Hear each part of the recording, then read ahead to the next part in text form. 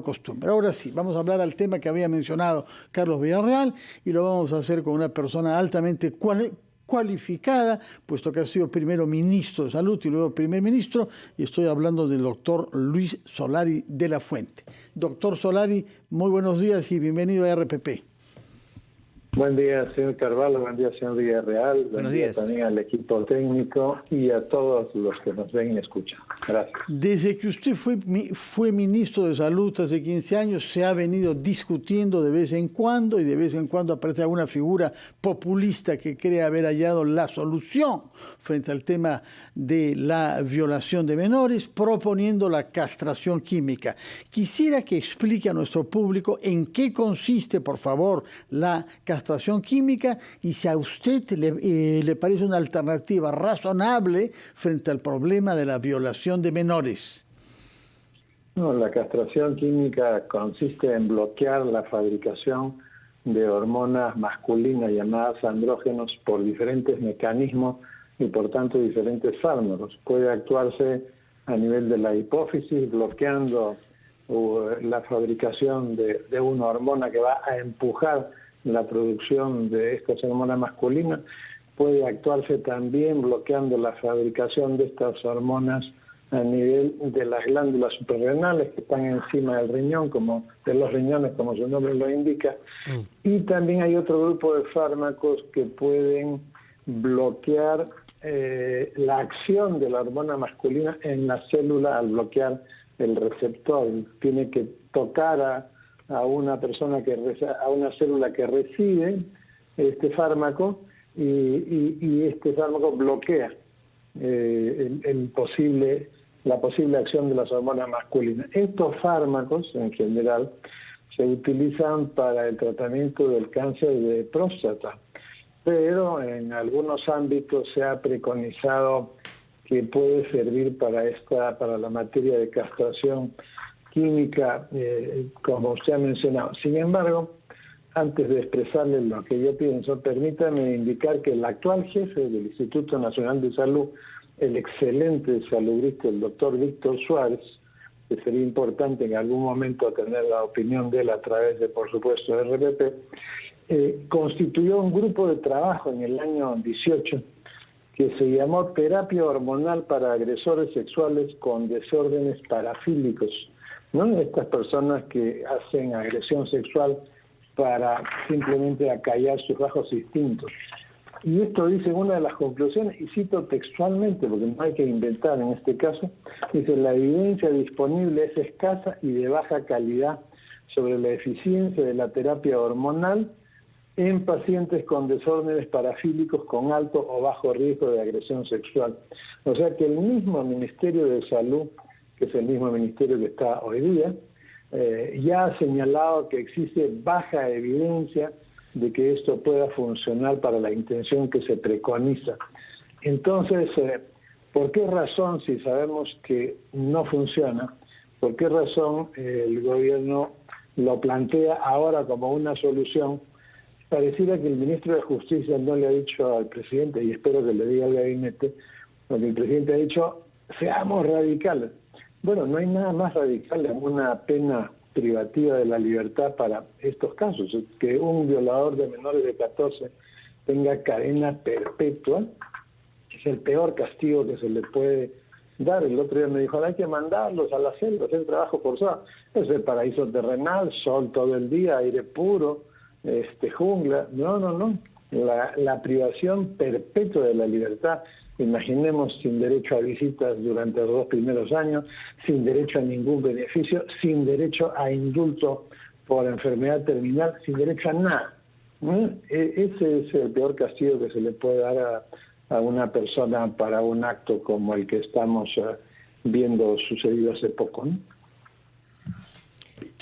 Y entonces, si es que la evidencia científica que usted ha tenido la amabilidad de leernos del propio ministerio en una investigación específica es tan poco favorable, ¿cómo interpreta usted que cada cierto tiempo hay algún político con frecuencia en búsqueda de popularidad que propone esto sosteniendo que eso es la solución ante un problema que nos concierne a todos, porque es verdad que produce un impacto enorme saber lo que pasa cada día en nuestro país, sobre todo cuando hay casos tan grotescamente monstruosos como lo sucedió en Chiclayo. Yo quisiera que nos responda ahora ya no desde el punto de vista científico, sino desde el punto de vista de su experiencia como primer ministro y como responsable político, y que lo haga por favor después de una breve pausa que yo le pido que nos acompañe para escuchar a los anunciantes de RPP y los titulares de este momento. Estamos conversando con el ex ministro de Salud y ex primer ministro Luis Solari, quien nos ha hecho referencia a una investigación que no conocíamos, hay que decirlo con toda claridad, del año 18 del Ministerio de Salud, donde establece que hay muy poca evidencia de que sea eficaz la terapia hormonal conocida como castración química. Señor Solari, ¿qué es lo razonable proponer frente a este problema? Porque no basta con decir, como hemos hecho, que se está recurriendo en nombre de un clamor popular que no hemos visto expresado a favor de la castración química, pero el presidente de la República lo ha dicho y está incitando al Congreso a entrar en una competencia con él para ver quién es más macho y más rápido en resolver ese problema. ¿Qué es lo razonable? Usted, como estadista, por la experiencia que tiene, ¿qué es lo que propondría? Mire, un buen político debe saber qué hacer, dónde hacerlo y cuándo hacerlo. Esto es fundamental. Cuando los ciudadanos se desencantan de sus gobiernos, cuando no saben qué hacer, cuando no tienen idea de cuándo y menos dónde hay que hacerlo. Entonces, para nosotros establecer la verdadera solución al crecimiento de la violencia ciudadana, entre la que está la violencia sexual, que incluye el caso que nos ocupa, es necesario tener a disposición, ya sea por el Colegio de Psicólogos, la Asociación Psiquiátrica Peruana, dónde está la investigación peruana sobre las causas íntimas de estas conductas en esos ciudadanos que tienen estos desórdenes de la conducta social y de la conducta sexual. Eso es lo primero. Ahí, por supuesto, se van a encontrar cuestiones en las estructuras familiares, porque todas estas personas tienen trastornos en la estructura de la personalidad, ¿no?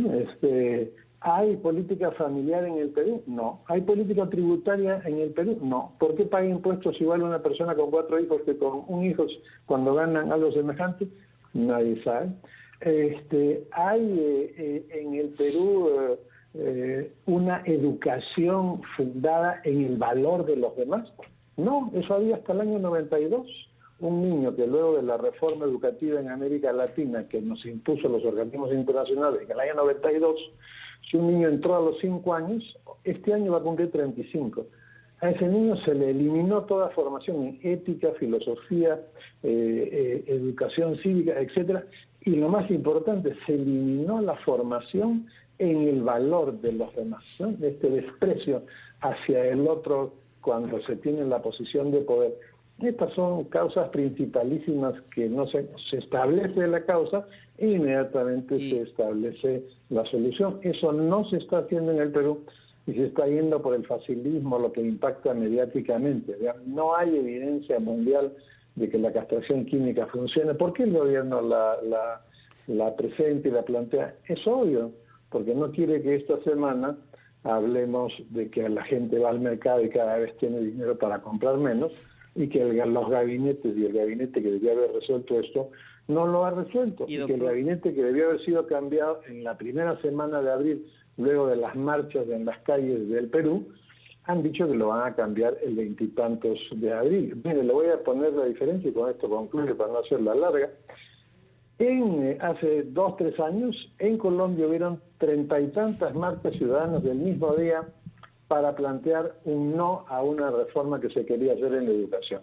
El mismo día, a las 6, 7 de la tarde, salió el presidente de Colombia y dijo, eso, el clamor popular, eso que nos están diciendo que no se va a hacer, en Colombia no se va a hacer.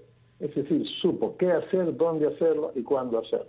En este momento le estamos dando gusto al gobierno de hablar de castración química, cuando hasta el Colegio Médico se ha pronunciado en sentido contrario, Ya el Parlamento tiene varias opiniones congresales que han dicho que es un irrealizable jurídico desde el punto de vista constitucional y de los tratados de derechos humanos que tenemos suscritos. Entonces, ¿a dónde quiere ir el gobierno? Obviamente quiere ir a la nada en otro tema más para variar. Doctor, y en ese sentido, le pregunto a usted como ex integrante del Ejecutivo, también se plantea, esta vez desde niveles parlamentarios, el retiro del Perú de la Corte Interamericana de Derechos Humanos para establecer la pena de muerte en el caso de estos violadores de menores de edad. ¿Cuál es su opinión sobre este tema que también ya ha sido discutido anteriormente? Por supuesto, eso no es de que yo quería entrar al cine y digo no, y ya no entro, y eso es en un segundo. No, eso toma años. Y en la hipótesis que se plantea la pena de muerte, yo le pregunto a través de ustedes a la ciudadanía, ¿qué es peor castigo? ¿La muerte de una persona o tenerlo encerrado en una habitación de 3 por 3 metros con una ventana de 10 centímetros de ancho y 1 metro de alto a 3 metros de altura, de por vida? ¿Cuál es el peor castigo? Pero obviamente ese peor castigo implica que esa persona, en este caso que nos ocupa, tenga un tratamiento.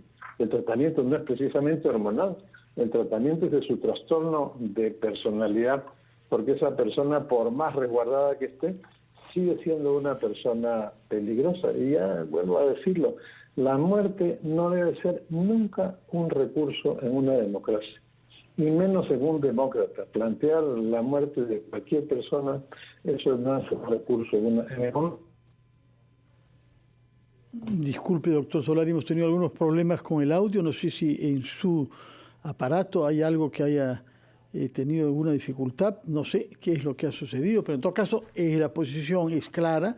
No es rigurosamente científico creer que la castración química o la terapia hormonal, como la llama el ministerio, sea eficaz, número uno, desde el punto de vista médico, y desde el punto de vista político dice que se trata de un recurso demagógico para distraer la atención de la opinión pública, conmocionada como es natural ante el horror del crimen cometido en Chiclayo contra una menor de 3 años, una abominable violación sexual, y que se utiliza el impacto producido por crímenes de este tipo para distraer la opinión pública de los problemas graves que están vinculados al alza del costo de vida y a la ineficiencia en la gestión pública de este gobierno. No sé si hemos recuperado el audio con el doctor Solari, si no le agradecemos al doctor Solari, ex ministro de Salud y ex primer ministro, por las explicaciones que nos ha dado, que parecen bastante convincentes. Sí, está hablando de alguien con experiencia. Y sobre todo, Fernando, después de hacer referencia el doctor Solari a este informe